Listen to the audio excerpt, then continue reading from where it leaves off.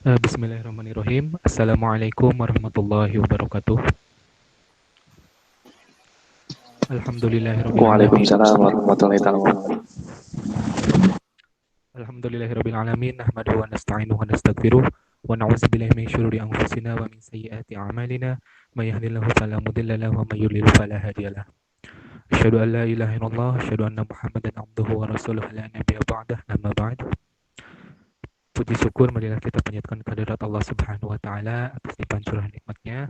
Kita bisa berkumpul dalam TFT mentoring untuk mentoring agama Islam dengan pemateri. Alhamdulillah Anofal sudah ada bersama kita semua meskipun ini daring atau online. Semoga tidak menyurutkan semangat kita untuk menimba ilmu ya teman-teman. Salawat serta salam semoga tetap tercurah limpahkan kepada junjungan kita semua Nabi Agung Muhammad Sallallahu Alaihi Wasallam, kepada para keluarganya, para sahabatnya, dan semoga kita selaku umatnya senantiasa taat dan patuh pada ajarannya hingga yaumil akhir. Amin. Sebelumnya saya mohon izin sebagai moderator di sini akan menyampaikan beberapa rangkaian acara yang akan dilewati pada sore kali ini. Yang pertama pembukaan, yang kedua pembacaan kurikulum vitae pemateri, yang ketiga materi inti, dan yang keempat adalah tanya jawab. Untuk mengawali kajian kita kali ini, marilah kita membuka acara ini dengan membaca basmalah bersama-sama. Bismillahirrahmanirrahim. Bismillahirrahmanirrahim. Dari yang kedua yaitu pembacaan. Iya,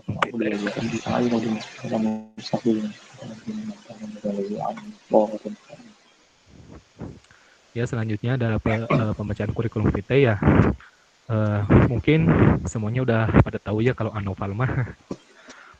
Nama Naufal, data diri, tempat tanggal lahir Majalengka 26 April 1997, agama Islam, alamat Desa Ciranca, Kecamatan Malausma, Kabupaten Majalengka. Lares Pak, Lares A. Hobi. Iya, Lares. Ya, hobi menggambar, musik, traveling, bola voli. Riwayat pendidikan 2004 sampai 2006 SD Ciranca 2, 2010 sampai 2012 SMP Malausma 2, 2012 sampai 2013 MTS Cikijing, 2013 sampai 2016 MAN 1 Majalengka. Pengalaman organisasi KSR sebagai anggota, LDK Divisi Syida sebagai anggota, HMI sebagai anggota, dan BEM UNIF. Alhamdulillah untuk pembacaan kurikulum vitae mungkin sudah didengarkan semua ya. Untuk acara selanjutnya yaitu acara inti, silakan kepada anak Al untuk memberikan materi pada sore kali ini. Mangga.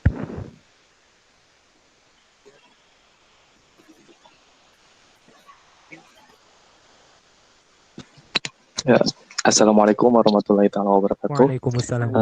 Sebelumnya terima kasih udah tetap mengundang juga ya. Ya,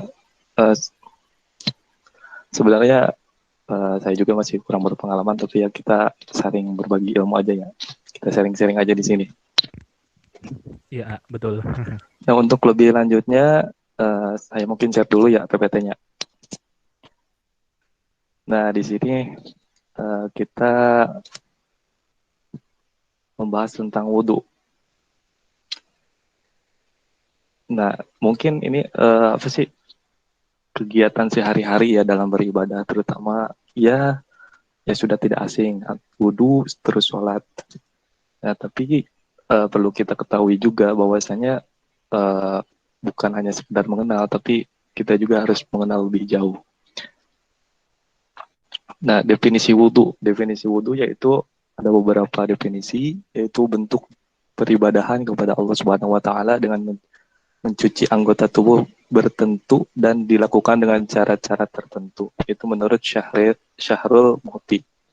Dan juga ada wudhu menurut Al-Fiqh Al-Muyasyar, yaitu mengatakan bahwasanya menggunakan air pada anggota tubuh yang empat yang mana? Yang wajah, kedua tangan, kepala, dan kedua kaki menurut sifat dan tata cara tertentu. dalam rangka beribadah kepada Allah Subhanahu wa taala. Nah, wudu di sini yaitu adalah merupakan salah satu dari syarat-syarat sahnya sholat. Jadi manakala ketika kita sebelum melaksanakan sholat, maka kita harus sah dulu wudunya. Adapun kalau kita wudunya tidak sah, bahwasanya ketika kita melaksanakan sholat, jadi belum sah. Jadi tergantung yang awal. Ketika yang awal sah, berarti yang kedepannya juga sah gitu. Kalau yang awalnya aja belum sah, otomatis yang kedepannya juga belum sah. Gitu. Beberapa hadis yang keutamaan tentang wudhu, yaitu inna ummati yud'auna yaumal qiyamati gurra muhajjalina min asaril wudu. Sesungguhnya umatku akan dipanggil pada hari kiamat nanti dalam keadaan dahi kedua tangan dan kaki mereka bercahaya karena bekas wudhu. Nah, jadi wudhu di sini itu menjadi cahaya juga nanti pas hari kiamat ya. Jadi ada bekasnya, bukan hanya di dunia aja, di akhirat juga ada bekasnya, malah di akhirat itu bekasnya luar biasa gitu sampai memancar gitu. Ketika di akhirat itu pasti orang-orang yang suka mengambil wudhu itu kelihatan wajahnya anggota wudhu, nah itu bercahaya, berbeda dengan orang-orang yang tidak suka wudhu itu nanti kelihatannya gelap gitu, tidak ada cahayanya.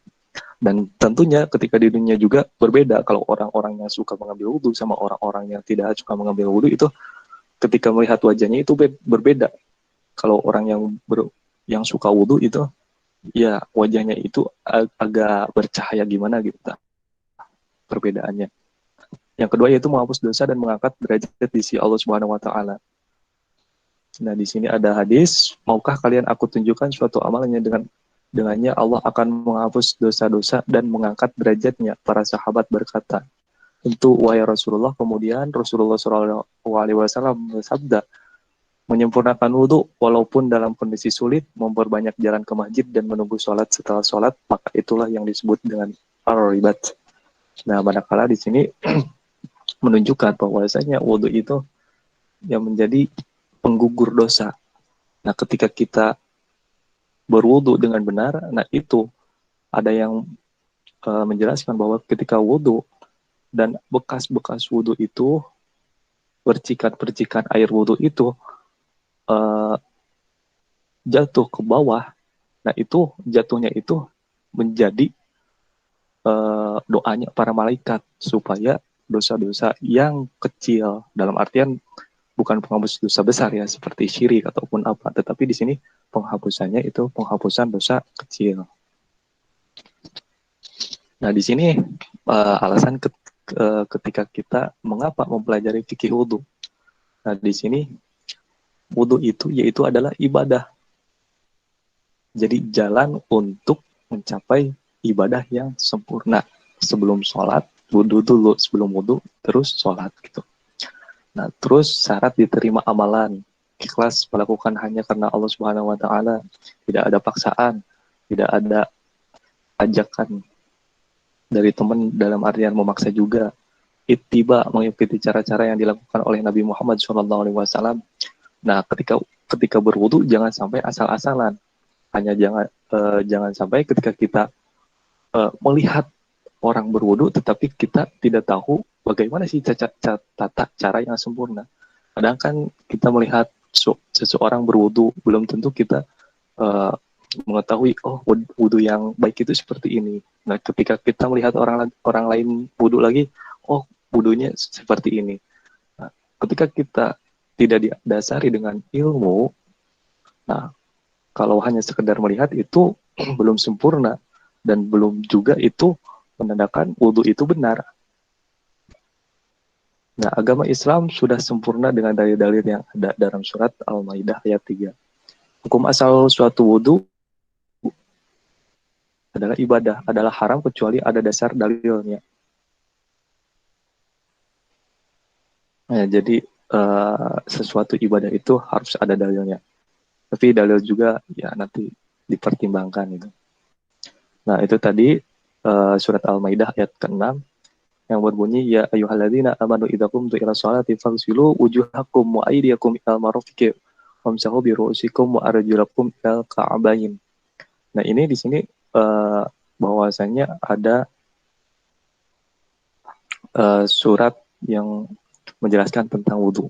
Yang artinya, hai orang-orang beriman, apabila kamu hendak mengerjakan sholat, maka basuhlah mukamu dan tanganmu sampai dengan siku, dan sapulah kepalamu, dan basuh kakimu sampai dengan kedua mata kaki. Nah, di sini kan penjelasannya belum spesifik, belum terperinci. Jadi, harus diperjelas lagi ya. Nah, untuk lebih lanjutnya, ada juga dalil wudhu. Tidak akan diterima sholat seorang muslim di antara kalian jika ia wudhu. Nah, jadi ketika kita melaksanakan sholat, kalau kita tidak wudhu terlebih dahulu, itu percuma gitu, malah menjadi dosa gitu untuk melaksanakan sholat kalau tidak punya wudhu. Nah, lanjut itu ke syarat sah wudhu. Di sini syarat sah wudhu ada 5. Yang mana yang satu beragama Islam. Jadi untuk agama selain Islam seperti kafir, seperti ya non Muslim lah, itu tidak menjadi sah apabila mereka berwudu, karena mereka itu bukan orang-orang Islam. Tetapi orang Islam itu menjadi sah apabila berwudu. Walaupun orang non Islam, ya, jika orang non Islam melakukan wudu dengan sempurna, tetapi bukan orang Islam, ya tidak sah juga wudunya gitu. Karena kalau wudu itu diperuntukkan untuk orang-orang Islam, Muslim. Nah, yang kedua yaitu tamyiz, dapat membedakan hal yang baik dan buruk. Lamun cek Sunda nama tos apal karena kidul jeung kaler gitu. Nah, jadi di sini tamyiz, ya ukuran tamyiz itu biasanya kalau untuk ukuran balik lelaki itu kan 15 tahun. Untuk wanita tersendiri yaitu dikatakan balik ketika tertimpa atau telah head ya, sesudah head. Nah, untuk ketiga yaitu suci dari hadas besar. Nah, muslim yang memiliki hadas besar harus terlebih dahulu mandi wajib. Nah, jadi untuk orang-orang yang mempunyai hadas besar, ya, seperti orang-orang yang keluar mani, ataupun orang yang sudah bersetubuh, maka itu tidak sah kalau wudhu. Tetapi ketika wudhu, maka wajib yang namanya itu adalah mandi besar. Dalam artian adus ya. Yang keempat yaitu menggunakan air yang suci dan mensucikan. Nah, dalam artian kan air itu dibagi dua. Ada pembagiannya ya. Ada air suci yang mensucikan, ada air suci tapi tidak mensucikan, ada juga air najis. Nah, itu kalau sebenarnya dibahas lumayan panjang juga ya. Nah, untuk air suci yang mensucikan, itu contohnya yaitu adalah seperti air mutlak. Ya, seperti halnya kita sering menggunakan air tersebut, yaitu air putih, seperti air sungai, nah, itu air mutlak. Nah, untuk air suci tapi tidak menyucikan, itu seperti air kopi. Air kopi itu suci, tetapi tidak bisa dipakai wudhu, dalam artian tidak bisa menyucikan. Dan juga ada air najis. Air najis itu seperti khamar, nah itu tidak diperbolehkan untuk dipakai wudhu gitu. Nah, untuk selanjutnya yaitu tidak ada yang menghalangi air ke anggota tubuh. Seperti misalnya cat, tifek, getah, lem, dan lain-lain.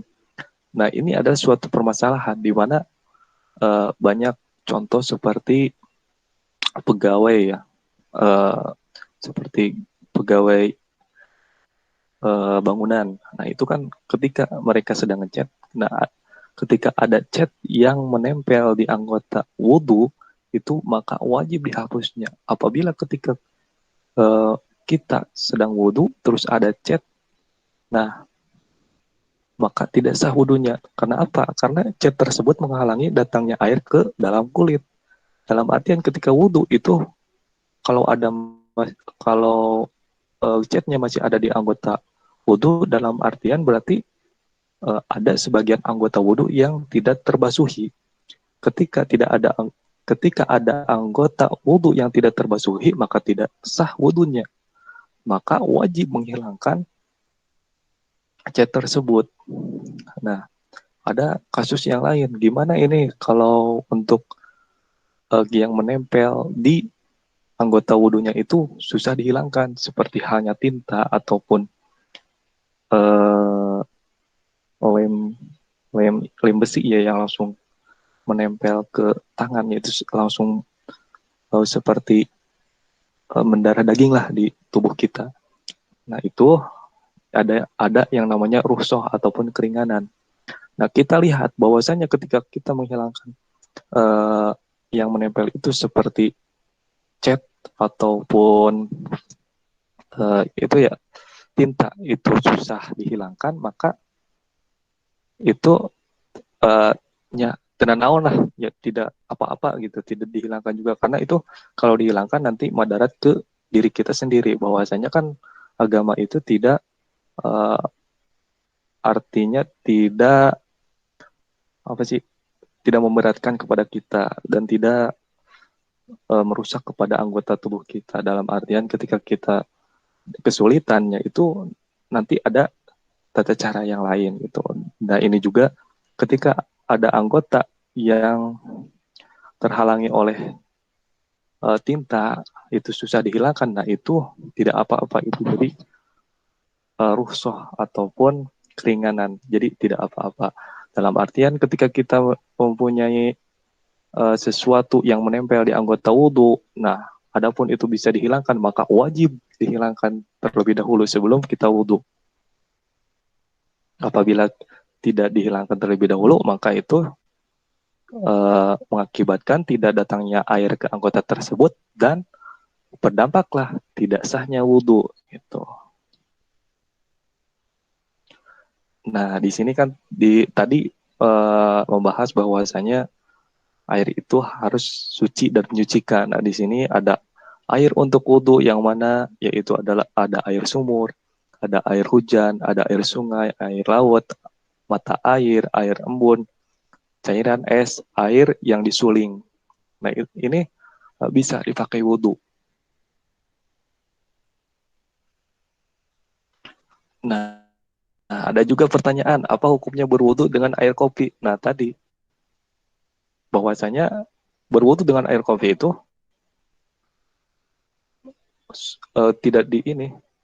tidak dapat mengesahkan wudhunya. Boleh suci, tetapi tidak menyucikan gitu. Nah, ada di sini rukun wudhu. Rukun wudhu itu ada 5. Yang ke-1 berniat dalam hati. Yang kedua mencuci wajah. Yang ketiga mencuci kedua tangan sampai siku. Yang keempat mengusap rambut, kepala. Oh ada 6. Yang kelima mencuci kedua kaki sampai mata kaki. Yang kelima yaitu tartib. Nah di sini rukun wudhu yaitu ada 6. Maaf ya ini salah, ada 5. Ya ada 6, diantaranya itu berniat. Niat ketika niat itu dilaksanakannya yaitu adalah ketika si air mengendahi wajah. Nah, kalau si air mengenai wajah maka di sanalah tempatnya niat.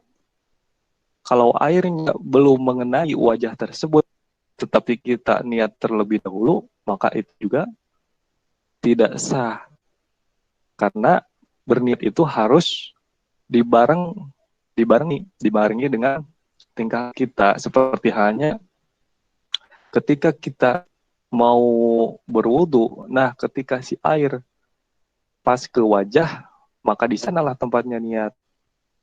Niatnya di mana? Di dalam hati. Adapun ketika kita berniat tidak di dalam hati, nah itu mah berniat bukan di dalam hati, itu mah bukan berniat, tetapi azam. Kalau niat mah tempatnya itu di dalam hati dan dibarengi dengan tingkah lakunya. Kan ada ini juga ya, innamal a'malu biniat wa innamal likulli imri'in ma nawa. Nah, itu.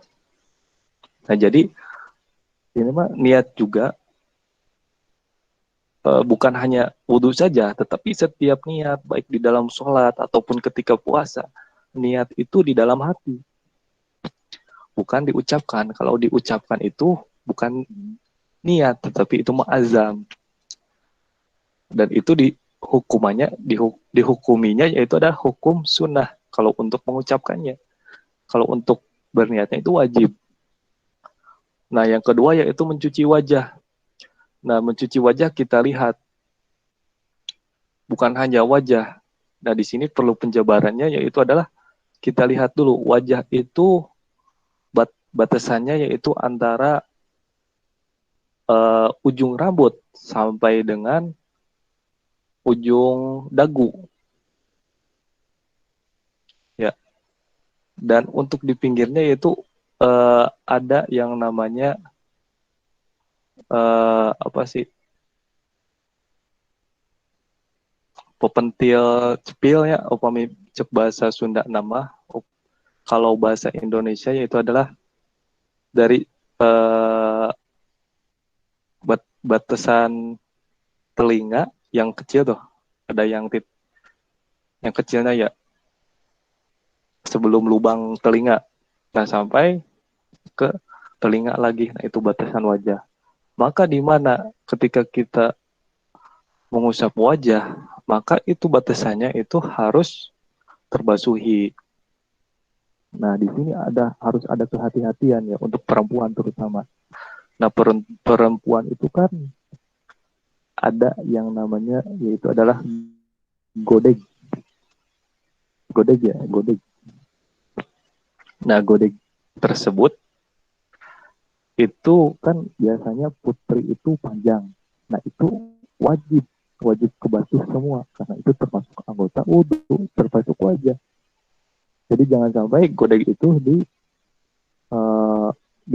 kebelakangin gitu kan, itu kebanyakannya kalau lihat di masyarakat gitu itu sebetulnya harus dibasuh semua soalnya itu kan termasuk ke dalam wajah. Nah, selanjutnya yaitu ketiga, mencuci kedua tangan sampai siku.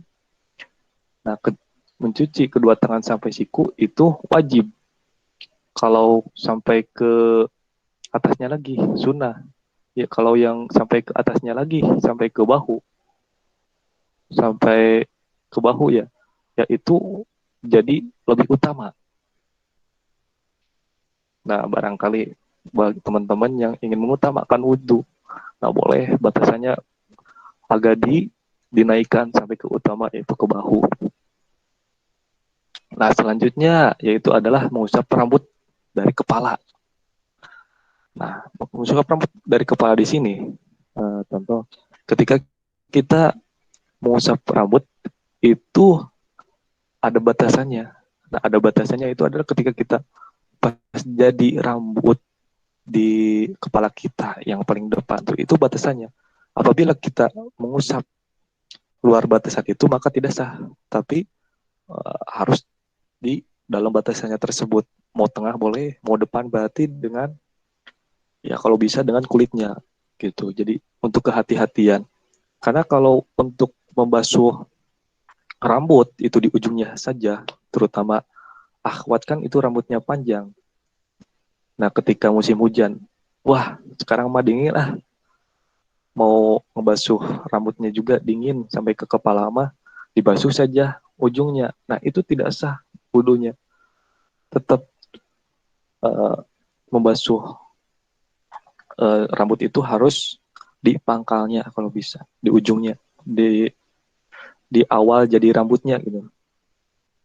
Kalau di ujungnya itu tidak menjadi sah.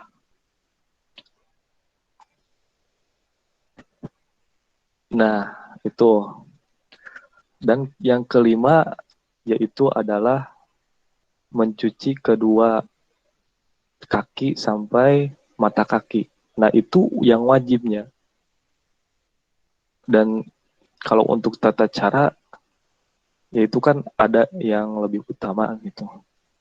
Dalam artian ketika kita ingin mendapatkan sunnahnya, nanti ada tata caranya gimana kalau untuk menyela kaki itu bagusnya gimana gitu. Itu ada kalau untuk yang sunnah kan itu disilang. Jadi tangan kiri membasuhi kaki kanan, yang tangan kanan itu membasuhi kaki kiri, yaitu disilang untuk membasuh kedua kaki itu. Nah, itu juga yang wajib itu sampai ke dua mata kaki. Yang sunnah naik lagi sedikit. Yang sunnahnya lagi lebih naik, yaitu sampai ke paha gitu. Kalau itu yang lebih utama gitu. Ada wajib, sunnah, yang utama gitu. Anu lebih abdol. Nah, yang keenam yaitu ada tartib. Di mana tartib di sini yaitu adalah mendahulukan yang dahulu, mengakhirkan yang akhir. Jadi ketika kita berwudu maka harus tartib. Kalau kalau mahnya wajah yang pertama maka wajah yang pertama. Yang ke akhir mencuci kaki maka mencuci kaki yang diakhirkan. Jangan sampai mencuci kaki diawalkan, membasuh wajah diakhirkan. Itu tidak membuat sah wudhu, tetapi harus tartib. Yang dari awal ya berniat mencuci wajah, mencuci kedua tangan, mengusap rambut, terus mencuci kedua kaki. Nah, itu untuk rukun wudhu. Nah, di sini ada tata cara untuk wudhu. Ya, berarti tadi ya tata cara untuk wudhu yaitu berniat. Yang mana yang berniatnya itu membaca basmalah sebelum memulai. Nah, ini juga menjadi kesunahan sih. Menjadi kesunahan sebelum berwudu kita membacakan ta'awud ataupun Bismillahirrahmanirrahim. Nah, di sini ada dalil la sholata liman la wudu'a lahu wa la wudu'a liman lam yadhkurismallahi ta'ala alaih. Tidak ada sholat bagi yang tidak wudu, tidak ada wudu bagi yang tidak membaca bismillah di dalamnya. Hadis riwayat Daud. Nah, hadis ini menjelaskan bahwasanya tidak ada sholat kalau tidak ada wudhu. Maka wudhunya harus benar dulu sebelum melakukan sholat. Dilanjut yaitu cara yang kedua, membasuh telapak tangan 3 kali. Nah, di sini untuk 3 kali itu yang kedua dan ketiganya itu sunnah. Yang diwajibkan itu yang 1 kalinya, bukan dalam artian yang 3 kali. Itu tidak jadi masalah. Contoh kan ketika kita mendarat, yang suka muncak. Nah, itu kan suka ada pertanyaan gimana sih untuk wudhunya ketika ada air cuma sedikit. Nah, itu tidak mengapa ketika wudhu kita berwudhulah dengan air minum. Contohnya kan ada air ini ya, aqua gelas. Nah, itu bisa dipakai wudhu, cuman segelas juga bisa. Nah, itu dengan cara menghemat. Jadi digunakannya 1 kali, terus untuk wajah 1 kali, untuk semua anggota wudhu 1 kali sehingga 1 gelas itu mencukupi. Jadi tidak ada halangan untuk tidak berwudhu. Nah, untuk kedua yang ketiga itu menjadi sunnah. Untuk keempat, kelima itu makruh. Kenapa disebut makruh? Karena ya menghambur-hamburkan air. Nah, kenapa yang ke-1 itu wajib, kedua sunnah, ketiga sunnah? Yang ke-1 kan ketika berwudu hendak melakukan berwudu, sudah beres wudu, itu dianggapnya sudah menghilangkan najis yang ada di anggota wudu tersebut. Yang pertama. Yang kedua, itu kan mau basuh lagi. Dalam artian najis kita itu sudah tidak ada. Otomatis itu menjadi sunnah gitu. Kedua, ketiga. Yang keempat, berkumur-kumur, istinsyak dan istinsyar. Istinsak, bersungguh-sungguh memasukkan air ke hidung. Intisyar, mengeluarkan air dari hidung. Nah ini untuk berkumur-kumur juga menjadi sunnah-sunnah wudhu. Yang lanjut, membasuh wajah. Nah, untuk membasuh wajah tadi, membasuh wajah mulai dari tempat tubuhnya rambut kepala menuju ke bagian bawah kumis. Oh, kumis ya di sini. Janggot dan janggot sampai pangkal kedua telinga. Nah, di sini untuk lelaki yang punya janggot yang tipis itu wajib di sela-sela gitu. Jadi dimasukin si tangannya itu ke dalam janggot tersebut. Kalau untuk yang punya janggot yang tebal itu cuma diusap juga. Kalau untuk wanita yang punya jenggotnya tebal itu mah wajib. Soalnya kalau wanita kan tidak ada pasunahan, tidak ada sunnah untuk menginguk ataupun merawat janggot gitu. Nah, yang keenam yaitu membasuh kedua tangan sampai ke siku. Nah, tadi untuk tangan itu juga ada kesunahan ketika kita membasuh tangan itu, ada yang menerangkan bahwasanya awal membasuh tangan itu di ujung jari sampai ke siku gitu awalnya. Jadi kita kalau contoh ya ketika kita berwudu di balong ataupun di bak yang agak gede, terus di tempat kucuran air itu kan posisinya dimasukin jari tangan dulu, terus nanti diangkat sampai ke siku. Si air itu sampai ke si air itu sampai ke mengenai siku. Gitu. Jadi awal air mengalir itu dari ujung jari sampai ke siku gitu. Sunnahnya itu kalau sunnahnya. Walaupun ada ini juga sih ada pendapat yang lain bahwasanya sunnahnya juga ada yang dari siku ke jari tangan dulu ada. Nah itu mah posisinya itu ketika kita berwudu di air yang mengucur di keran tuh, yang mengalir di keran. Ya itu mah ada yang menyebutkan sunahnya dari siku dulu ke akhirnya ke ujung jari. Nah kalau untuk di di bak yang besar itu ketika berwudunya tanpa kerana itu mah disunatkannya itu di ujung jari terus diakhiri ke siku. Nah kalau itu untuk mencari kesunahannya ya.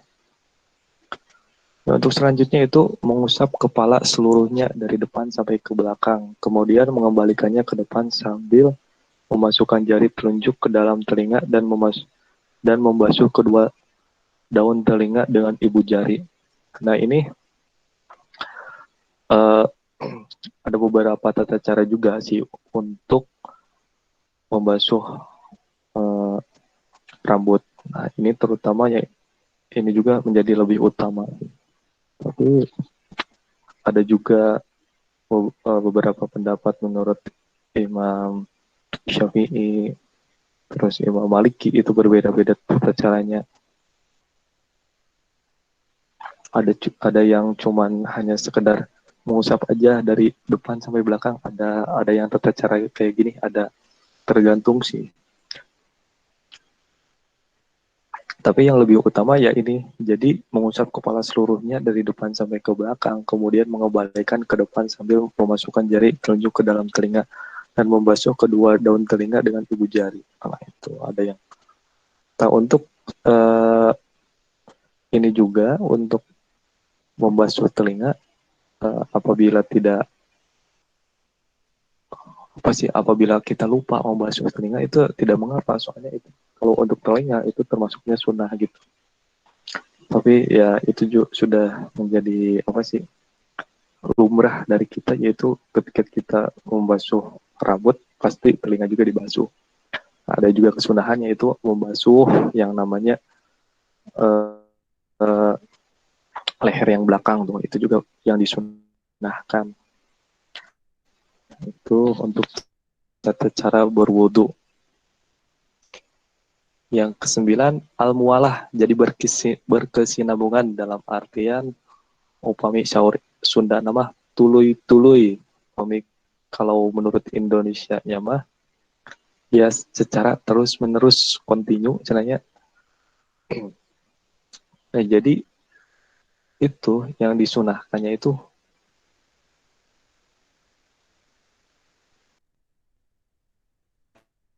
uh, uh, uh,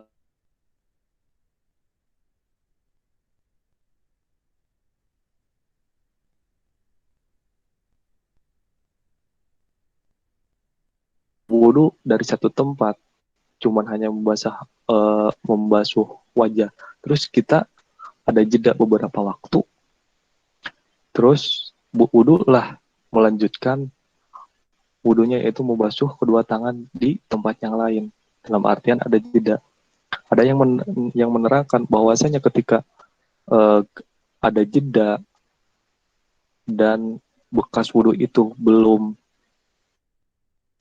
uh, apa sih namanya, bekas wudhu itu belum menyerap ke anggota wudhu dalam artian belum kering, itu bisa dilanjut dalam artian tidak uh, dilakukan dari awal, tetapi dilanjut. Gitu.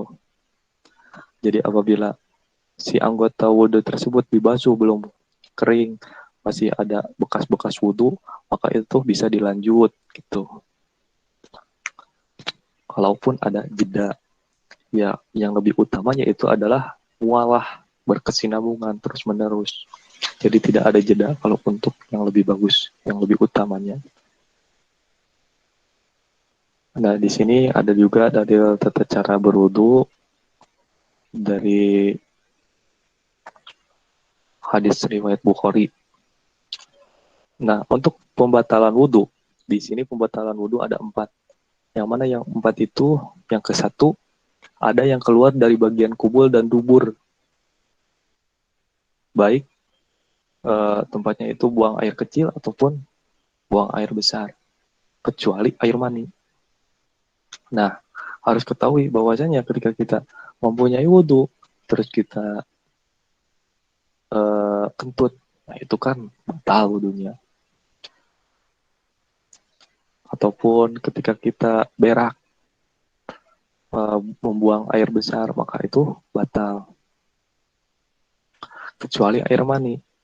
Nah, kenapa air mani tidak membatalkan wudhu? Karena air mani itu sifatnya itu adalah suci, bukan najis.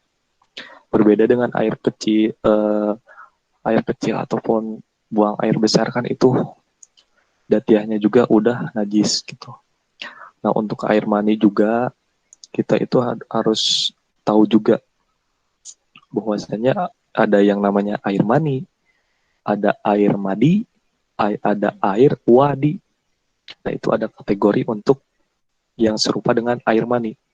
Nah, kalau untuk air mani itu kan air mani tersendiri yaitu keluarnya itu ketika ada yang namanya kenikmatan. Kalau untuk air wadi itu keluarnya itu adalah ketika kita merasakan syahwat. Dalam artian kalau si Zaid melihat si Siti itu dengan syahwat sehingga si Zaid itu keluarlah air wadinya. Nah, kalau untuk air madi itu keluarnya itu ketika kita kecapean. Nah, barangkali dari teman-teman sudah kecapean, terus istirahat, naga kerasa, ada yang keluar. Nah, itu yang disebutkan air madi. Nah, untuk air mani itu hukumnya menjadi suci. Kalau untuk wadi dan madi, nah itu hukumnya najis. Bahwasanya kalau ketika kita keluar madi dan wadi, maka itu cukuplah dibuang aja. Karena itu najis. Tidak diwajibkan untuk adus ataupun mandi besar. Tetapi kalau untuk keluar mani itu diwajibkan untuk mandi besar. Nah, untuk pembatalan wudhu yang selanjutnya yaitu hilang akal sebab tidur, kecuali tidur duduk dengan posisi bokong menempel pada bumi. Nah, ini keseringan ya para ikhwan ya ketika sholat Jumat. Nah, itu apabila ketika tidurnya itu si bokongnya tidak menempatkan dari bumi, itu otomatis batal wudhunya. Berbeda dengan orang yang uh, tidurnya itu sambil sila lamun imak ajengnya si bokong nate nempel ke bumi. Nah, biasanya kalaupun tidak ingat sama sekali bahwasanya kentut tetapi yakin si bokongnya itu nempel di bumi, tetap masih punya wudhu karena keyakinan itu bahwasanya kita kan duduk sambil tidur tapi posisi bokongnya juga menempel di bumi. Nah, itu kan ada yang bilang kalau untuk orang-orang yang sedang tidur itu otomatis si bokongnya itu pasti membuka, dalam artian gampang kentut katanya gitu. Kalau untuk yang sedang tidak tidur kan otomatis si bokongnya juga ya uh, tidak membuka. Nah, apalagi kalau yang tidurnya itu tidur hanya langsung selonjoran ataupun ya langsung tiduran, itu mah langsung tidur sekian menit juga yaitu dia katakan batal walaupun tidak mengeluarkan yang namanya kentut gitu kan, itu udah termasuknya tidur.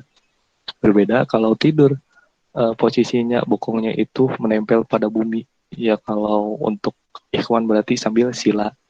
Nah, itu walaupun berjam-jam, berminggu-minggu, nah, itu tidak membatalkan wudhunya gitu. Berbeda kalau selonjoran atau langsung tidur-tiduran, ya walaupun hanya sebentar itu kan tetap dihukuminya batal wudhu itu.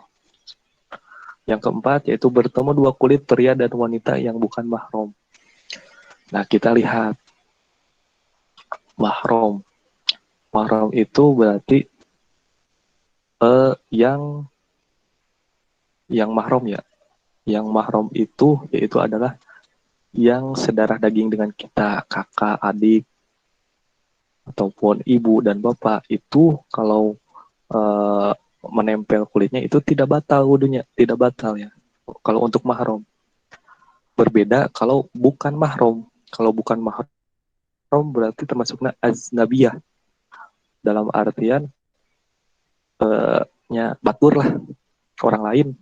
Nah, itu kalau orang lain itu menyentuh kita maka batal kalau punya wudhu. Nah, jadi kalau uh, untuk menyentuh mahram baik sudah balik ataupun enggak, nah itu tidak membatalkan wudhu. Kalau mahram kan itu sedarah daging, beda dengan aznabi. Kalau aznabi kan berbeda dagingnya gitu, darah dagingnya itu. Maka kalau uh, antel kulitnya ataupun bertemu kulit maka batal wudhunya. Seperti halnya suami istri. Suami istri kan itu walaupun sudah terikat sama suami dan istri, sudah halal, tetap kalau eh, nempel kulit satu sama lain tetap hukumnya itu batal. Karena apa? Karena suami dan istri tersebut kan bukan mahram, karena dibentuk dari eh, darah daging yang berbeda. Berbeda kalau dengan anaknya nanti, dengan anaknya, dengan cucunya. Nah, itu mah tidak membatalkan itu. Karena masih ada sedarah daging untuk mahram. Nah, jadi di sini bertemu kedua kulit pria dan wanita yang bukan mahram dalam artian orang lain. Maka apabila ketika orang lain mempunyai wudhu dan kita mempunyai wudhu, apabila uh, bertemu antara kulit, maka batal wudhunya. Nah, yang keempat yaitu pembatalan wudhu, mengusap kemaluan depan atau belakang oleh telapak tangan.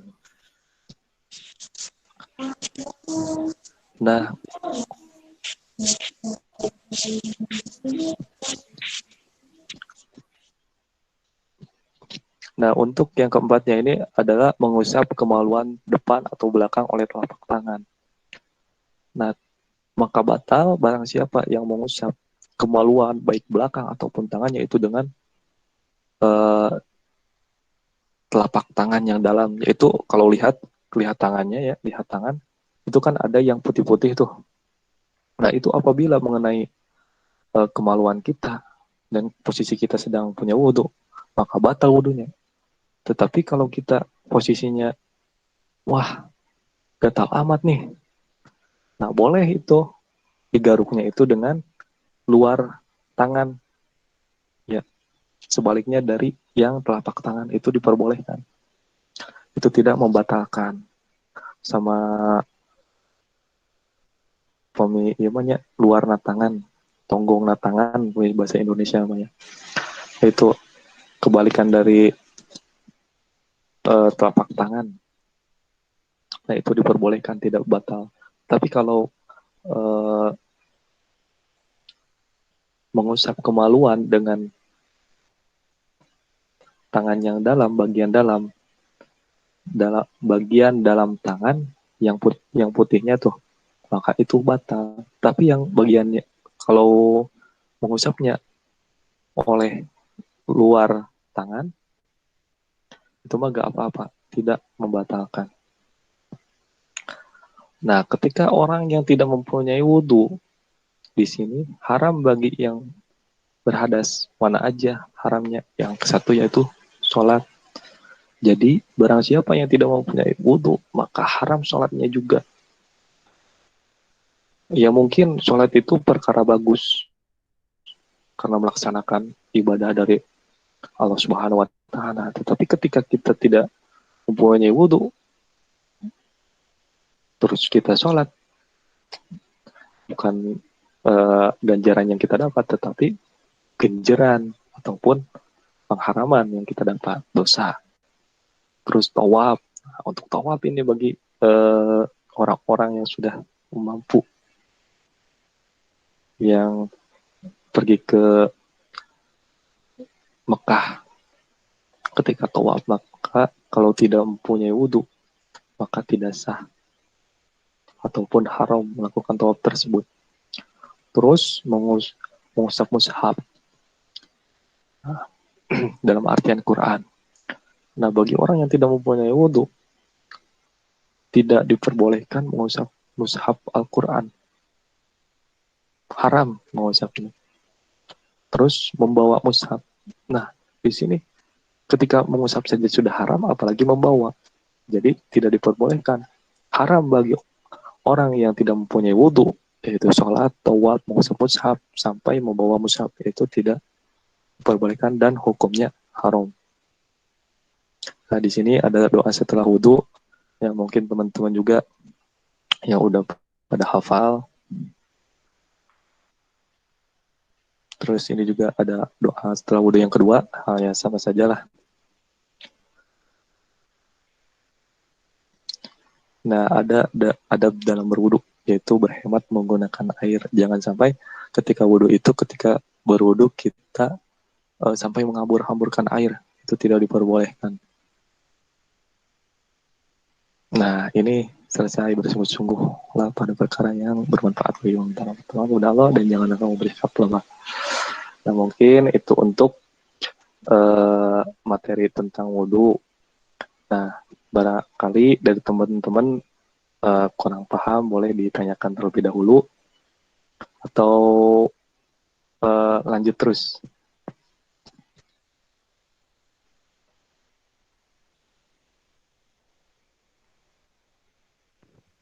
Silakan untuk materi wudhu lebih baik dibuka pertanyaan dulu biar nggak beda materi lagi teh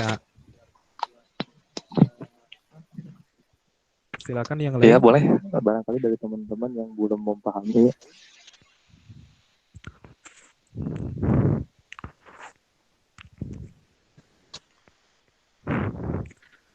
Mungkin dari saya sendiri mungkin ya. Barang.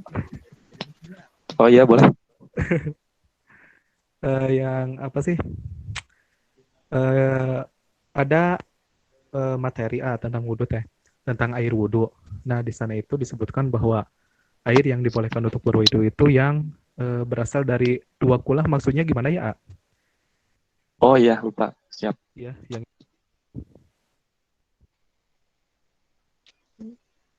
Ada lagi pertanyaan dari teman-teman?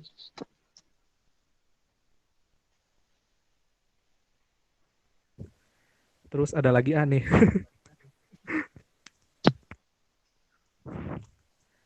Yang rambut ya.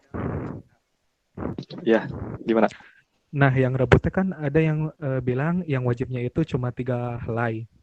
Nah, 3 helainya itu maksud 3 helainya itu bagaimana? Terus hukum yang rambut amis cau teh terang tak? Amisau. Amis cau. Oh iya Jadi iya iya. tak anu rambut yang halus teh, yang bukan rambut tapi bulu teh. Nah, apakah itu Hmm. termasuk yang boleh dijadikan apa rambut untuk berwudu gitu? Oh iya, siap.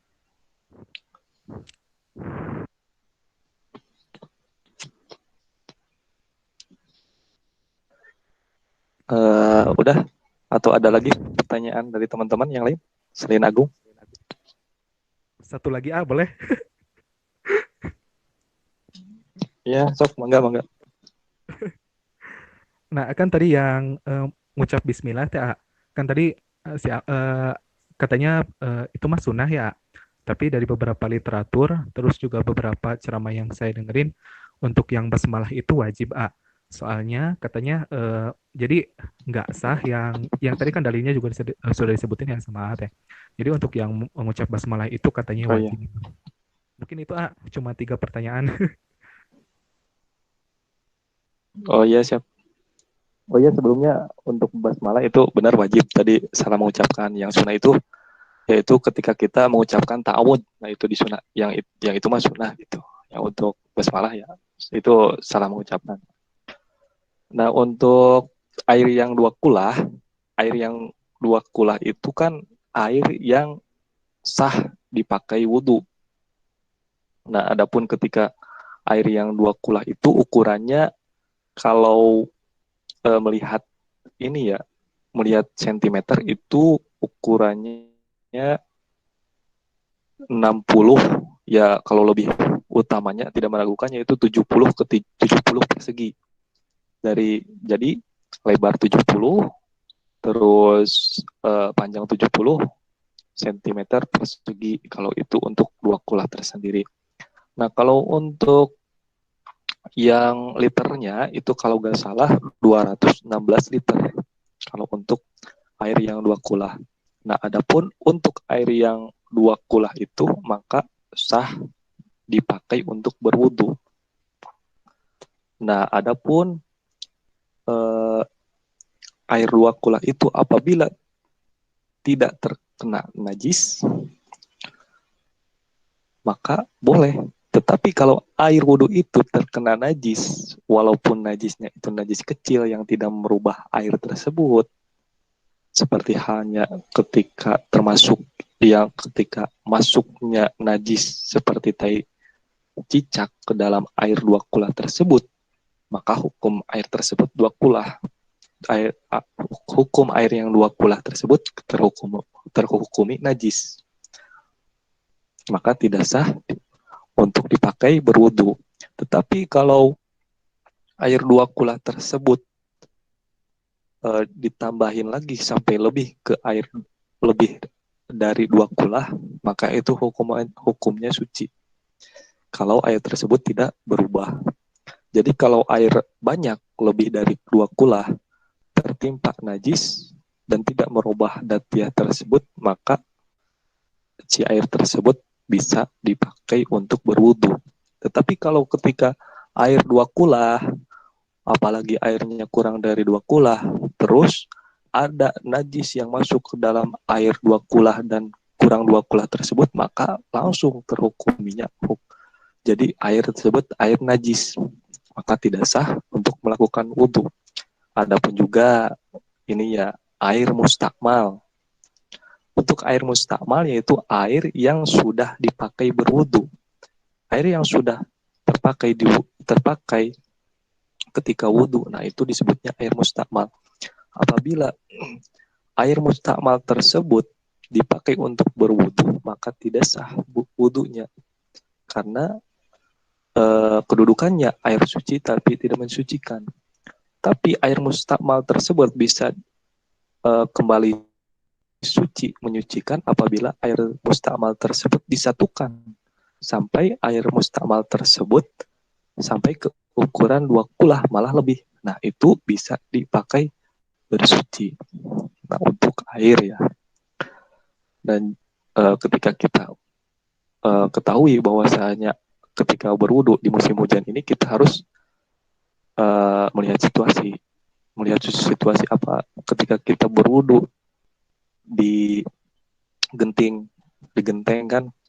kan suka ini ya, suka agak deras juga kalau air yang agak di genting.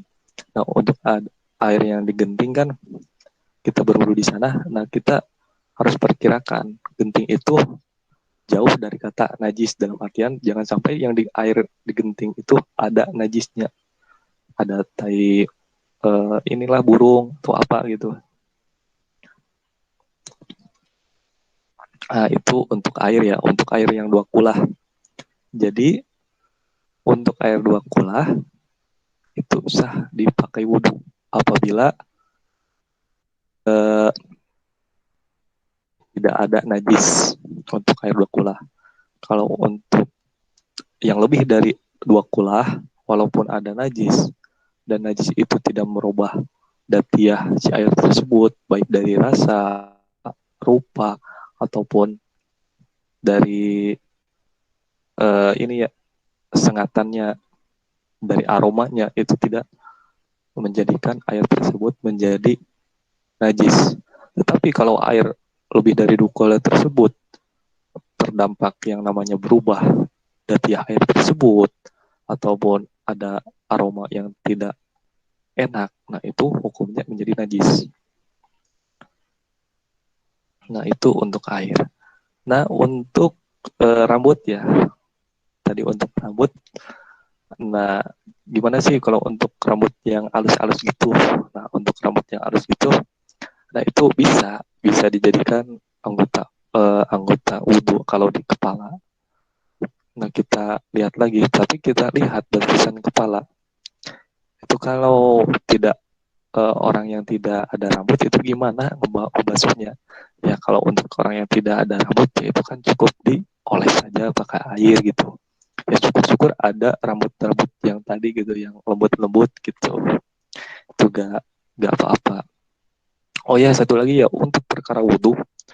Nah, banyak mungkin orang di sini yang ketika beraktivitas itu mengalami kecelakaan. Nah, kecelakaan disebutkan tidak dapat diperkirakan. Bisa saja bekas kecelakaannya itu adalah terlukanya di anggota wudhu. Nah, ketika terluka di anggota wudhu, nah itu jangan sampai ketika kita menutup luka itu jangan sampai ketika kita tidak mempunyai wudhu. Karena apa? Karena ketika kita tidak mempunyai wudhu, terus disumbat ataupun ditutupi sama hansaplas ya, ataupun ya alat untuk ataupun benda-benda untuk menutup luka tersebut, maka apabila wudhu, maka wajib si luka itu terbasuhi. Adapun kalau tidak terbasuhi maka tidak sah wudhu karena tidak si luka tersebut tidak terkena air wudhu, maka wajib. Nah, untuk yang luka, maka yang luka itu diwajibkan apabila mau menyumbat pakai handiplas, maka ya bagusnya itu diberi air wudhu dulu. Jadi ketika wudhu itu ya boleh nanti sekelilingnya luka tersebut cuma dibasuhnya. Nah, adapun untuk terlanjur, nah boleh nanti ketika sebelum masuk ini ya, sebelum masuk mencuci anggota yang ada lukanya itu di, tayamum dulu. Dalam artian tayamum di sana itu tayamum untuk luka tersebut. Nanti udah tayamum baru wudu gitu. Kalau untuk orang yang terkena luka. Nah mungkin itu Agung gimana? Udah jelas atau masih Iya ya, ada yang ditanyakan? jelas jelas. Makasih. Atau nuhun pisan Ya sami-sami. Ya dari teman-teman yang lain gimana? Ada pertanyaan gitu yang belum jelasnya? Ya silakan Atau sok mau yang lanjut? lainnya. Ada. Mangga. Ya, Bangga. Jadi pertanyaannya kan saya pernah baca gitu tentang kesalahan-kesalahan dalam wudhu. Nah di situ ada satu Oh iya. tentang memisahkan cidukan air untuk berkumur dan istinsyak dan istinsar. Nah itu gimana? Kan karena melihat banyak juga yang memisahkan, ada yang menyatukan. Nah yang paling baik tuh gimana? Oh iya, untuk ini intisak dan intisar ya. Ya, kalau untuk itu ada sebagian keterangan bahwasanya yang lebih utama itu kan jadi disatuin, jadi disatukan ketika kita menghirup, bukan menghirup, dalam artian ketika kita berkumur, berkumurlah, ambil si air tersebut di tangan kita. Nah, sebagian untuk berkumur, nah disisakanlah sedikit. Sedikit itu untuk apa? Untuk dihirup ke hidung, untuk intisar ya. Nah, itu yang lebih utama. Karena apa? Karena untuk hematan juga. Karena jangan sampai berwudu itu menghambur-hamburkan air gitu. Itu yang lebih utamanya. So, untuk yang dipisahkan itu tidak mengapa. Tapi yang lebih bagusnya yaitu jadi satu kali uh, menciduk air itu untuk dua anggota gitu. Untuk uh, berkumur dan menghisap ke hidung.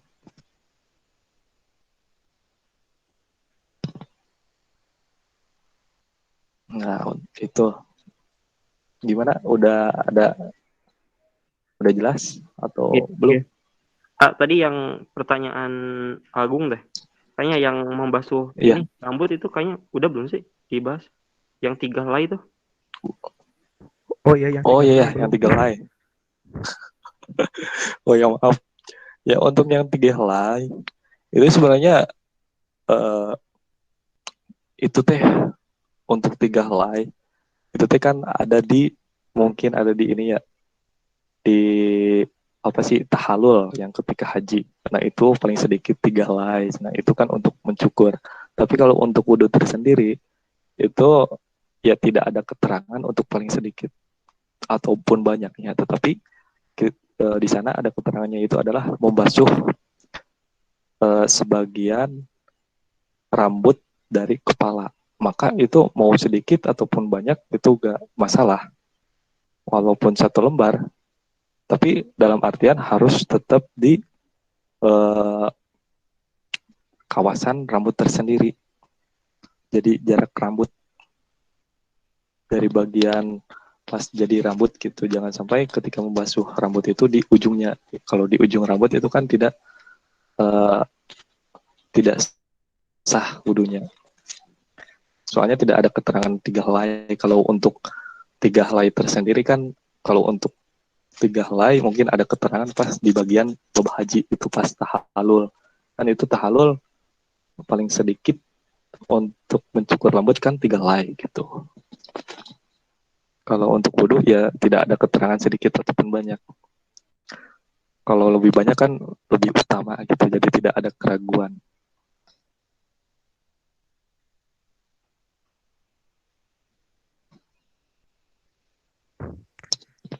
Oh ya, sama ini juga eh, untuk ini ya, untuk membasuh anggota wudhu itu yang lebih utama itu yaitu melebihkan dari batasan-batasan wudhu. Seperti halnya membasuh wajah, maka itu lebih bagusnya di dilebihkan, untuk membasuh tangan itu lebih bagusnya dilebihkan, dan seterusnya itu lebih bagus dilebihkan. Kenapa?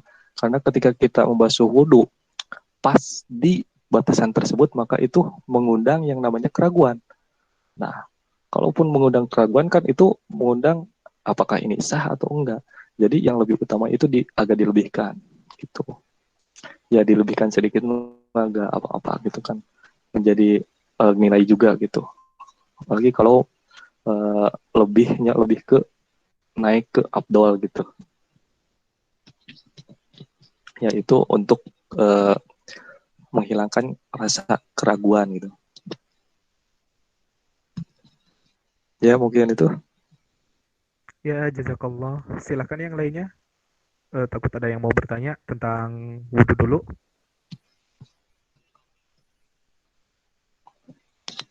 Ya sok. Atau udah pada paham? Dilanjut aja mungkin, A.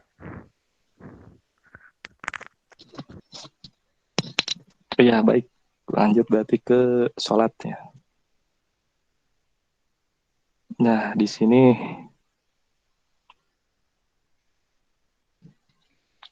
fikih sholat.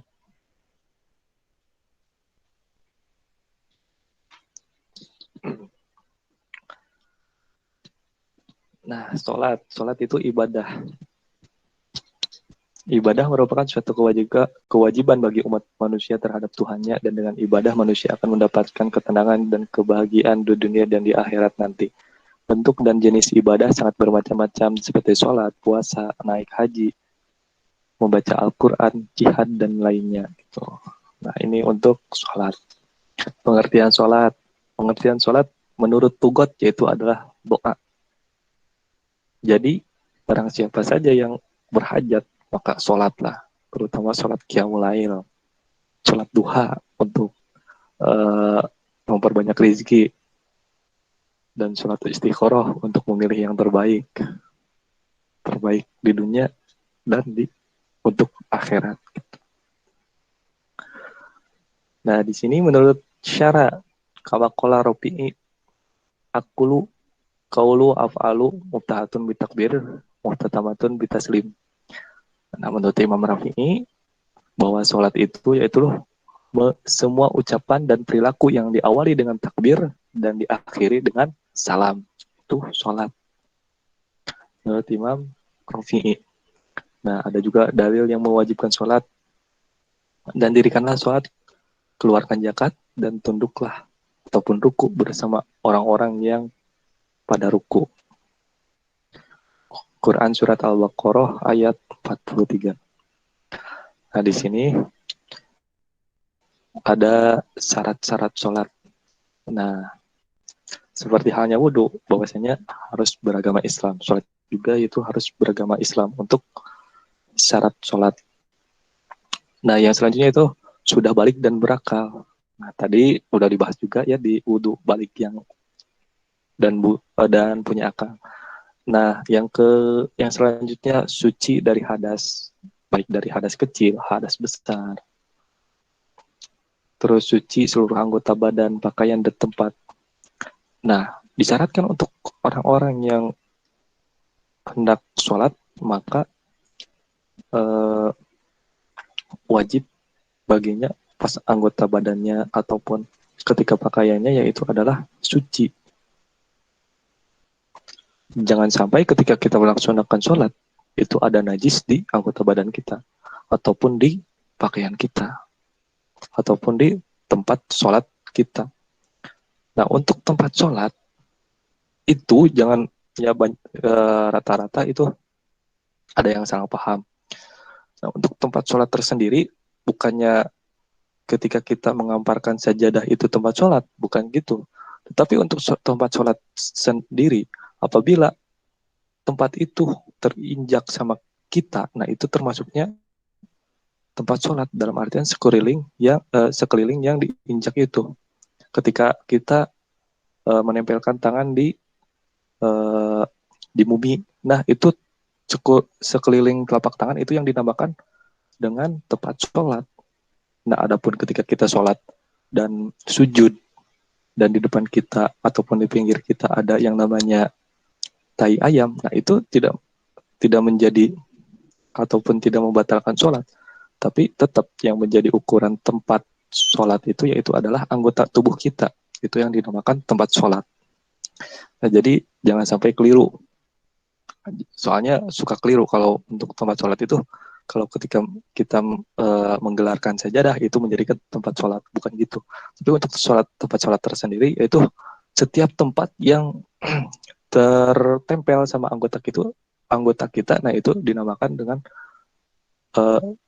tempat sholat yang sekeliling tubuh kita, itu tempat sholat gitu. Cuci dari badan, jangan sampai badan kita itu ada najis ataupun ada sangat bau-bauan yang tidak enak, itu kan membuat sholat tidak khusyuk. Terus pakaian juga, nah hati-hati pakaian di sini, jangan sampai ada najis. Ya lebih baik pakaian kotor daripada pakaian najis, karena pakaian yang kotor itu belum tentu najis, tapi kalau pakaian najis ya pasti najis gitu. Nah jangan sampai juga ketika kita sholat itu membawa najis. Contoh ketika kita sholat itu kalau kita sedang sholat dan memakai sorban, dan sorban itu panjang banget, nah ujungnya ada najis, maka tidak sholatnya itu tidak sah karena membawa najis lewat si sorban tersebut, karena yang dipakai sama kita itu terdapat najis yaitu sorban gitu.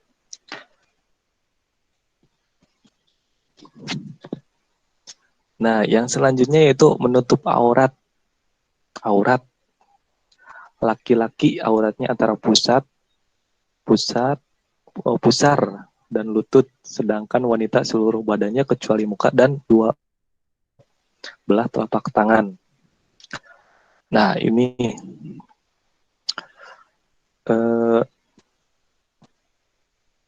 jadi untuk sholat tersendiri. Nah juga ada yang namanya aurat untuk amat, dalam artian amat itu orang belian ataupun yang menjadi budak. Kalau zaman dahulu itu auratnya walaupun wanita itu antara pusar dan lutut, walaupun wanita. Tapi kalau wanita yang sudah merdeka, dalam artian wanita yang tidak diperbudakan, itu seluruh badan kecuali muka dan telapak tangan. Nah ketika sholat itu wajib si auratnya itu jangan sampai terbuka. Apabila ketika kita sholat terus auratnya terbuka dalam artian sengaja, itu batal sholatnya. Contoh ketika seorang laki-laki sedang sholat, terus ada yang namanya sarung bolong. Nah walaupun kecil ya bolong tersebut, tapi dapat melihatkan aurat, maka tidak sah sholatnya. Terkecuali kalau terbuka aurat. Terbuka aurat itu terkecuali kalau terbuka auratnya itu sebentar, tapi langsung dibenerin lagi. Tapi kalau terbuka aurat terus didiemin aja, ya itu mah otomatis batal sholatnya. Terus masuk waktu telah ditentukan untuk masing-masing sholat. Nah, untuk masing-masing sholat seperti duhur itu kan udah ada waktu-waktunya. Terus untuk asar, maghrib, isya, dan subuh itu udah ada waktu-waktunya. Nah maka di sanalah waktu-waktu sholat, syarat sholat. Menghadap kiblat. Menghadap kiblat ini sesuatu hal yang wajib bagi orang yang sholat gitu. Karena apa? Karena ketika kita hendak sholat, maka wajib orang yang sedang sholat itu mau menghadap ke kiblat. Apabila ketika orang sholat walaupun dengan sengaja ataupun tidak sengaja si badannya itu tidak menghadap kiblat, bergeser, maka batal sholatnya. Jadi wajib ketika orang itu sedang sholat, madhabnya itu madhab ke kiblat. Nah, selanjutnya itu mengetahui mana yang rukun dan mana yang sunnah. Nah, di dalam sholat juga ada rukun-rukun sholat, ada sunnah-sunnah sholat. Nah, nanti dibahas. Nah, untuk selanjutnya, nah ini langsung bahas ke rukun sholat. Nah, rukun sholat di sini adalah niat dan takbiratul ihram. Nah, niat dan takbiratul ihram ini adalah suatu perilaku yang suka dibarengkan atau bisa disatukan. Ketika takbiratul ihram, maka di sana niat. Maka ketika kita mengangkat tangan Allahu Akbar, tadi sana kita niat sampai Allahu Akbar. Nah, bar di sana berarti udah beres niatnya. Jangan sampai ketika kita berniat habis sholat terus takbir, itu tidak sah sholatnya. Tapi harus bareng. Terus berdiri tegak bagi yang berkuasa. Ketika sholat fardu boleh duduk atau berbaring bagi yang sedang sakit. Nah, diwajibkan bagi orang-orang yang sedang sehat, yang tidak ada uzur, itu ketika sholatnya itu adalah berdiri dengan tegak. Nah, adapun ketika kita uzur, ketika tidak bisa berdiri, maka diperbolehkanlah duduk. Apabila duduk tidak kuat, maka boleh berbaring, tapi tetap madhab kiblat. Gimana? Berbaring juga tidak bisa. Ya, bisa pakai isyarah atau isyarat tangan, bisa. Itulah keistimewaan untuk Islam ya. Jadi tidak memberatkan gitu. Ketika tidak bisa berdiri, bisa duduk. Ketika tidak bisa duduk, bisa berbaring. Ketika tidak bisa berbaring, bisa pakai isyarat gitu. Ketika tidak bisa isyarat, bisa pakai ingatan ataupun ya hayalan-hayalan gitu. Atau kalaupun sudah tidak bisa, ya itu tinggal dikuburkan gitu. Yang selanjutnya itu membaca Al-Fatihah pada setiap rakaat. Nah, di sini Al-Fatihah di sini hukumnya itu wajib, rukun. Rukun dan wajib itu sama saja kalau di dalam sholat. Beda dengan ketika berhaji. Rukun dan haji itu berbeda. Rukun dan wajib itu berbeda kalau ketika kita sedang melaksanakan haji. Tetapi kalau untuk sholat, rukun dan wajib itu sama-sama kedudukannya. Nah, membaca Al-Fatihah pada setiap rakaat itu wajib. Wajib minimal ketika kita membaca rakaat, minimal itu terdengar oleh diri kita sendiri. Nah, ketika kita sholat, tidak terdengar oleh diri kita sendiri, hanya terdengarnya oleh hati. Nah, itu mah tidak jadi sah sholatnya. Maka wajib minimal Al-Fatihah itu terdengar sama diri kita sendiri. Sama ini juga ya, yang tadi yang atas takbiratul ihram. Itu minimal terdengar sama diri kita sendiri gitu. Terus ruku dengan tumaninah. Nah, sebenarnya di sini juga untuk ada yang dipisah, ada tumaninah aja ada. Terus rukunya aja gitu. Tapi di sini kan ruku dengan tumaninah sama aja. Jadi ruku maka wajib ruku. Nah, untuk ruku juga itu kan ada yang lebih utama, yaitu ketika ruku si tonggong nate diusahakan seperti papan gitu, jadi lurus seperti papan. Tumaninah dalam ukuran bacaan subhanallah. Jangan sampai ketika kita ruku langsung berdiri lagi, tidak boleh. Itu tidak menjadi sah sholatnya gitu. Terus i'tidal, tumanina, i'tidal juga. Jadi ketika duduk, nah ketika kita i'tidal, di sanalah kita berhenti sejenak gitu, tumanina. Artian yaitu mah membaca doa boleh, enggak gitu, yang lebih utama gitu. Kalau tidak apa juga ya gak apa-apa sih. Tidak jadi rukun juga.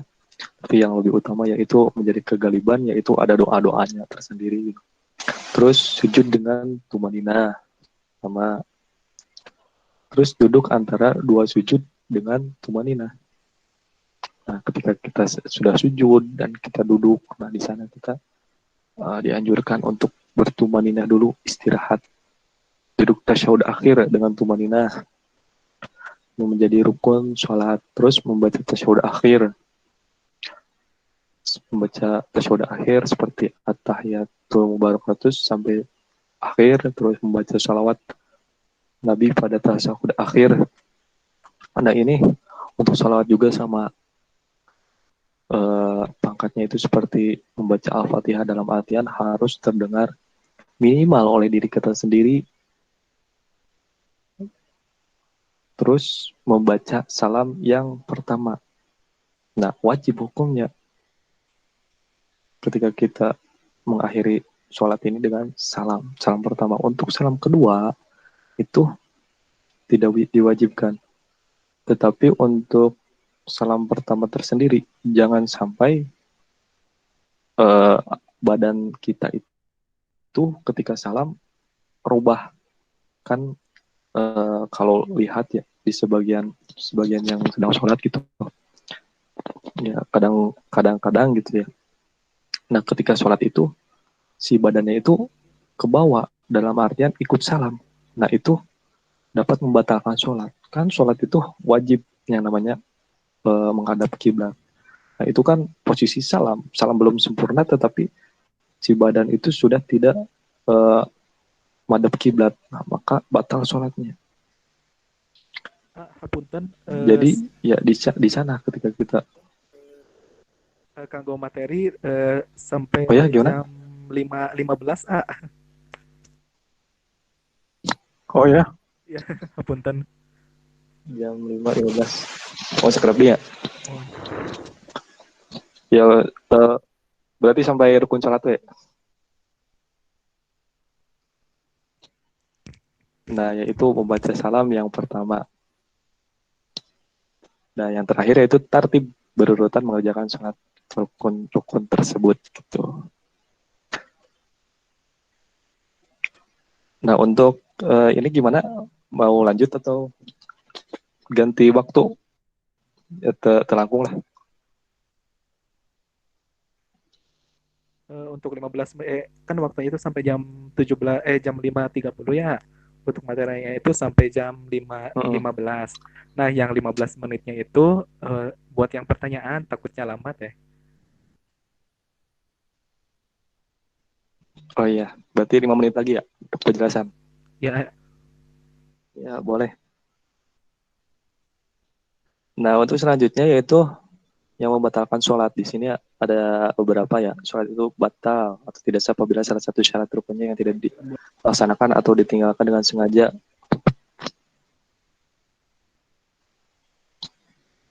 Nah di sini ada beberapa ini ya yang dapat membatalkan, bisa dibaca juga.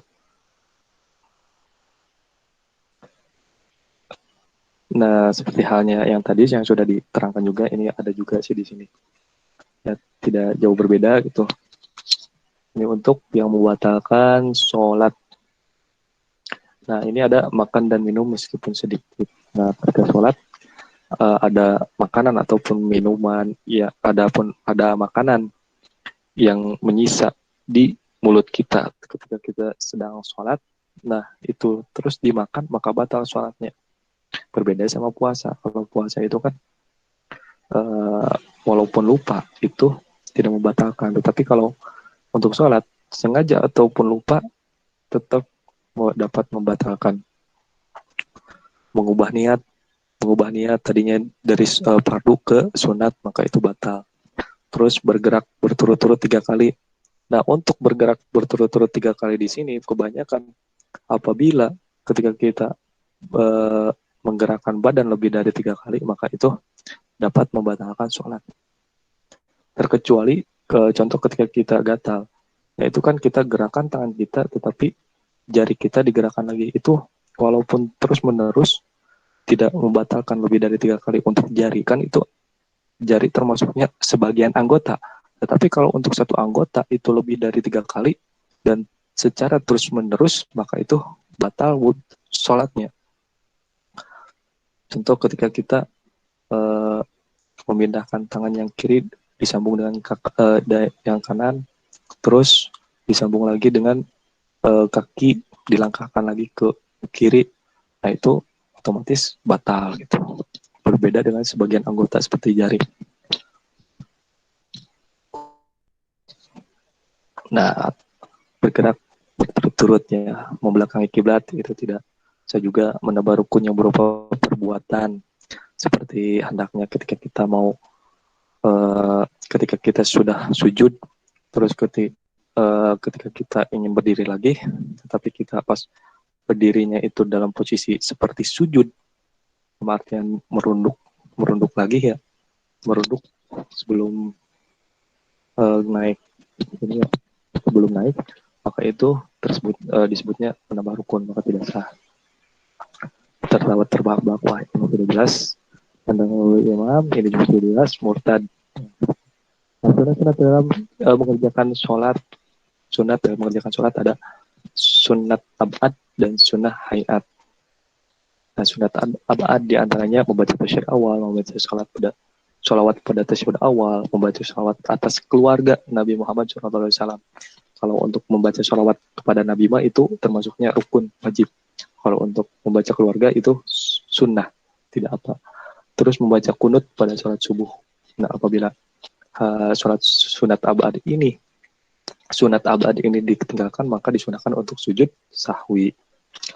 Nah, untuk sunat hayat, sunat hayat diantaranya yaitu adalah mengangkat kedua belah tangan, meletakkan telapak tangan, membaca doa iftitah, membaca ta'awud, membaca amin, membaca surat Al-Quran, mengeraskan bacaan Fatihah, dan surah pada rakaat pertama, membaca takbir, membaca tasbih, membaca sami Allah, meletakkan telapak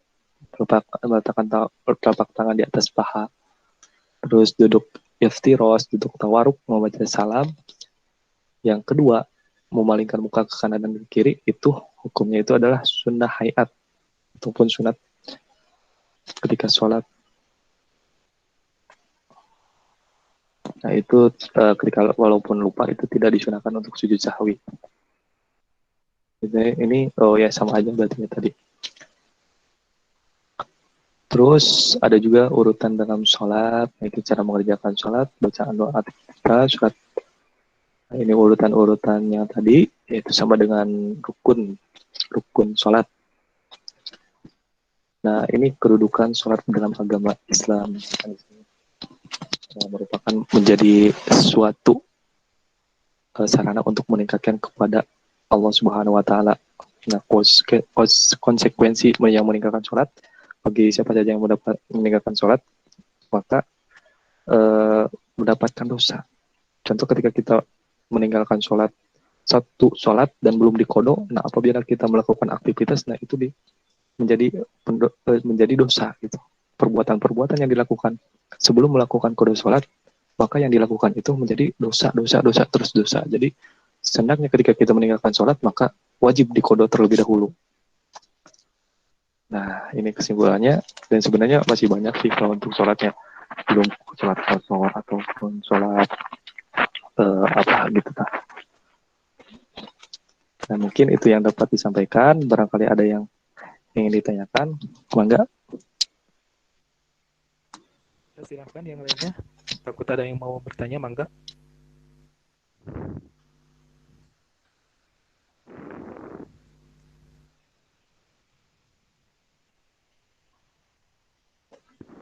Mangga, ada yang mau bertanya?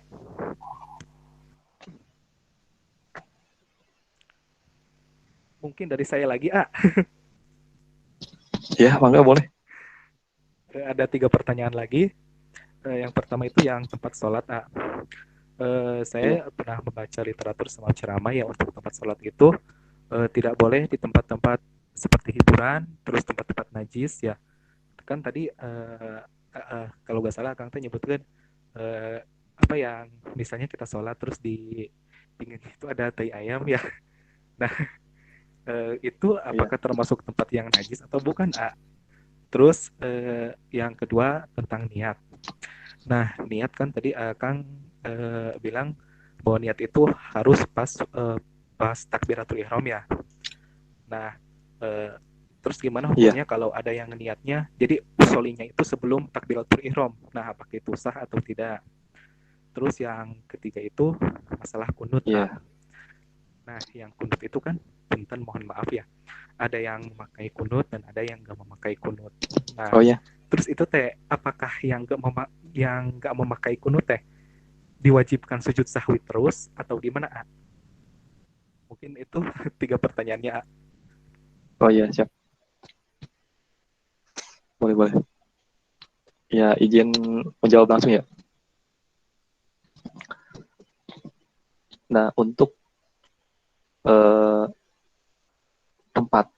Nah, ketika kita untuk tempat sholat, bahwasanya untuk yang bagusnya itu yaitu di masjid. Dalam artian yaitu tidak mengganggu kehusuan kita.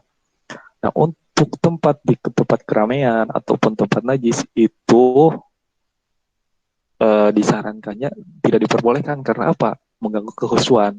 Tapi ketika kita sedang madarot dan ketika tidak ada tempat lagi, walaupun ketika kita sholat di eh, tempat keramaian ataupun di hamparan najis, tapi ketika kita hendak menempelkan anggota tubuh kita ke tempat sholat, jangan sampai tubuh kita itu mengenai najis. Karena kalau tubuh kita mengenai najis, otomatis ketika kita membawa najis dan ketika kita membawa najis, otomatis tidak sah sholatnya. Nah itu kalau untuk tempat tersendiri. Jadi kalau untuk tempat sholat itu bukan ukuran kalau di depannya itu ada najis. Dalam artian walaupun depan najis itu uh, gak jadi masalah, tetap sah sholat karena tempat sholatnya itu tetap dari anggota kita tersendiri, bukan tergantung dari sajadah yang dihamparkan oleh kita. Nah untuk tempat sholat, nah jadi untuk tempat sholat kenapa tidak di dalam keramaian, tempat hiburan ataupun ya lebih utama itu jauh dari kata tempat najis. Nah itu menjauhkan dari yang namanya ketidakhusuan. Jadi diutamakannya itu di masjid untuk menambah kehusuan karena kan kalau di tempat yang najis itu kan otomatis banyak bau-bauan yang tidak menyengat, itu mengganggu dalam kehusuan gitu. Kalau untuk tempat, nah untuk selanjutnya yaitu adalah tentang kunut. Nah untuk kunut, nah itu sebenarnya ya jadi ada beberapa pendapat dan sedikit bercerita bahwasanya kunut dulu tempat Nabi Shallallahu Alaihi Wasallam melaksanakan kunut, tapi di samping itu Nabi Shallallahu Alaihi Wasallam di apa sih, lamun orang mah dicarekan ataupun dimarahi lah oleh Allah Subhanahu Wa Taala karena apa? Karena dari kunut tersebut mengandung doa-doa yang melaknat ke para kafir. Dari sana berhenti sejenak, terus dilanjut lagi lah dari sana teh kunut, tapi diganti diganti sama doa-doa yang bagus. Nah untuk yang tidak kunut mungkin mengambilnya dari hadis yang awal gitu, dalam artian yang ketika mendoakan orang-orang kafir jadi oleh Allah Subhanahu Wa Taala tidak diperbolehkan kunut. Tapi yang kunut mungkin mengambilnya yaitu hadis yang kedua, cerita yang kedua, dalam artian ketika beresnya disisilan ataupun dimarahi, sempat resign dulu atau berhenti dulu kunutnya terus kunut lagi gitu. Itu ada yang manggil ke sana gitu. Nah untuk sujud sahwi, itu mah kan soal perilaku sunnah. Apabila dilakukannya mendapatkan ganjaran ataupun tidak, itu tidak apa-apa, dalam artian tidak diwajibkan. Walaupun lupa, ya gak masalah kalau tidak sujud sahwi juga gitu. Nah untuk selanjutnya teh, oh ya selanjutnya teh apa sih, Gung? Lupa lagi. Bentar. Niat. Oh ya, niat. Nah kalau untuk niat, niat kan yaitu adalah innama a'malu binniyat wa innamal likulli imri'in ma nawa. Jadi niat itu dibarengi dengan perilaku, dalam artian ketika kita ingin takbiratul ihram maka disatukanlah dengan takbiratul ihram. Ketika pas kita Allahu Akbar, nah di sana niatlah di dalam hati usolli fardhu duhri, ketika sholat duhur, ketika mengucapkan Allahu Akbar, ketika niat. Nah apabila niat lebih dahulu tetapi takbiratul ihramnya diakhirkan, nah itu tidak sah gitu. Soalnya kan kalau lihat definisinya lagi, kalau niat itu sesuatu yang di apa sih, innama a'malu biniat, sakur-sakur perkara anu diniatan tapi tadi lakonan itu teh dibarengan, tadi lakonan tadi barengan ku migawena, itu kan tidak termasuk niat. Contoh ketika kita ingin berbelanja, wah aku mah nanti besok mau berbelanja lah ke pasar Kuningan. Nah itu belum termasuk niat, tetapi di sana termasuknya ajam, dalam artian masih inilah, masih perencanaan. Berbeda dengan niat, wah aku nanti siang nanti aku pergi ke pasar Kuningan, nah langsung pergi ke pasar Kuningan, nah itu disebut dengan niat kalau menurut fikih itu. Ya mungkin itu Bang Agung. Ya, jazakallah. Silakan yang lainnya, takut ada yang ingin dipertanyakan tentang sholat atau rukun-rukunnya atau tentang yang tadi dibahas. Mangga, ada waktu lagi sekitar 6 menit. Ya Bangga, mumpung ada waktu. Assalamualaikum. Waalaikumsalam. Waalaikumsalam. Izin bertanya. Ya, Bangga. Tadi kan kata Kak Noval, kalau misalkan sholatnya nggak dikodo, segala aktivitasnya jadi dosa. Terus, Iya. Kalau misalkan dia buat kebaikan, berarti kebaikannya sia-sia dong? Atau gimana? Iya, soalnya kan ketika kita tidak melaksanakan sholat, nah itu kita sedang melaksanakan dosa. Maka apa yang kita lakukan secara terus-menerus, nah itu maka menjadi perbuatan dosa gitu. Soalnya kan itu jadi penghambat gitu. Terkecuali kalau kita sudah mengkodonya, kan itu jadi udah gugur. Oh. Terima kasih, A. Oh iya, sama-sama. Mangga yang lainnya. Takut masih ada yang ragu-ragu, sok mangga, masih ada waktu kok. Mangga bisa.